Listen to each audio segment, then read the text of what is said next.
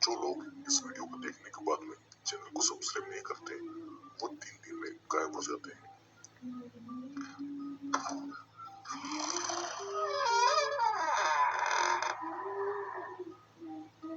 Hello दोस्तों, I hope आप सभी लोग ठीक होंगे। तो आज मैं आपके लिए लेकर आया हूँ एक रियल इंसिडेंट पर बेस्ड मूवी जिसका नाम है ईडन।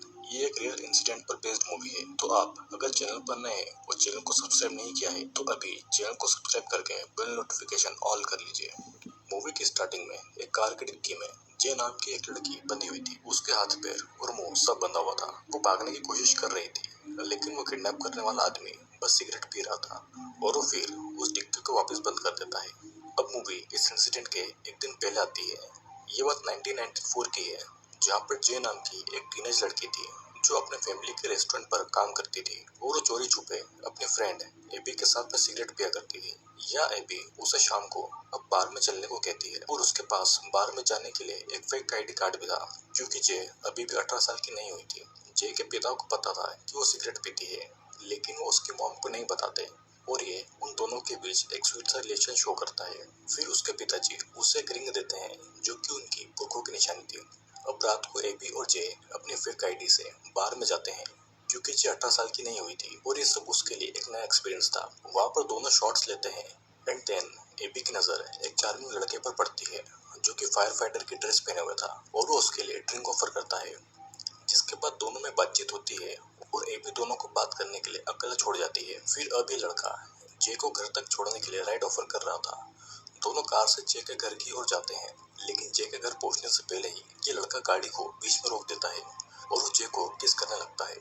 जे को ये पसंद नहीं आता और ये फायर फाइटर उस कार से उतरकर पीछे वाली कार में बैठे किसी आदमी से बात करने के लिए जाता है जो कि जे को बड़ा अजीब लगता है और वो देखती है कि जिस कार में वो बैठी है उसमें उस लड़के की बहुत सारी यूनिफॉर्म है जो कि नकली है और वो भागने की कोशिश करती है एंड देन जल्दी ही वो आदमी उसे पकड़ लेता है और अचानक सब ब्लैंक हो जाता है। सीन कट होके एक पुलिस ऑफिसर बॉब पर आता है जो कि किसी फार्म में जा रहा था।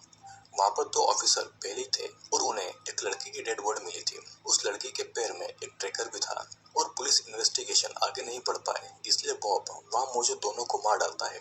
सीन फिर से जे पर आता है जो कि अब एक ट्रक में बैठी हुई थी और वहाँ पर और भी कई सारी लड़कियां थी।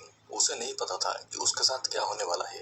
ट्रक एक जगह आकर रुकता है जहाँ एक आदमी उसे खींचकर बाहर निकलता है। वो अब एक ऑपरेशन थिएटर में थी जहाँ पर एक बूढ़ी नर्स आती है जो कि जे को एक इंजेक्शन लगाती है और जे उस डर के मारे चिल्ला रही थी।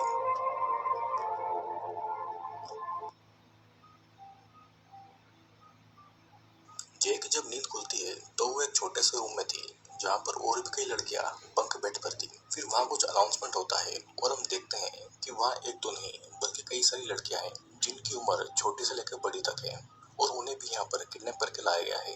उन्होंने बस नाम के कपड़े पहने थे और यहाँ पर बॉब आता है जो कि सभी को कुछ गिफ्ट देता है।